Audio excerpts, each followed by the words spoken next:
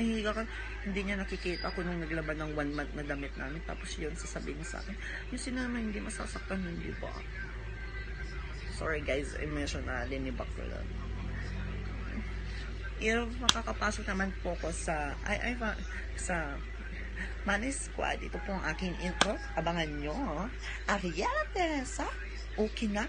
Nalawa. In short, Ariela. Yun po lamang. Salamat po. Thank you so much. Sawadi ka, King Simida.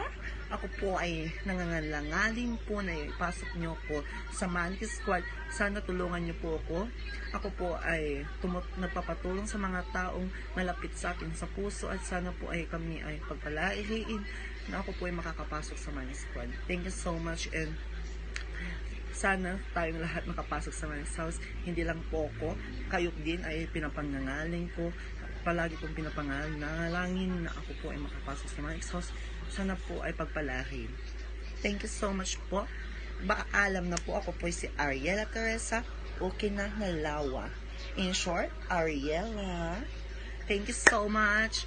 Sana po ay masuportahan nyo po ang Money Squad at sana suportahan nyo din kung makapamasok tayo. Yes po, ganun po lang talaga yung pangarap ko makapasok. Kahit yan lang din po, paulit-ulit na sinasabi ko dahil nakakabahan ako kahit mag-isa lang ako dito. I feel yung project ko kasi kung di ba sweet sa akin. Bakit ka pa nagbaklang hindi ko parang magaganto? So bye guys. Ariela Teresa, okay na? Nalawa. In short, Ariela. Bye guys. Mwah.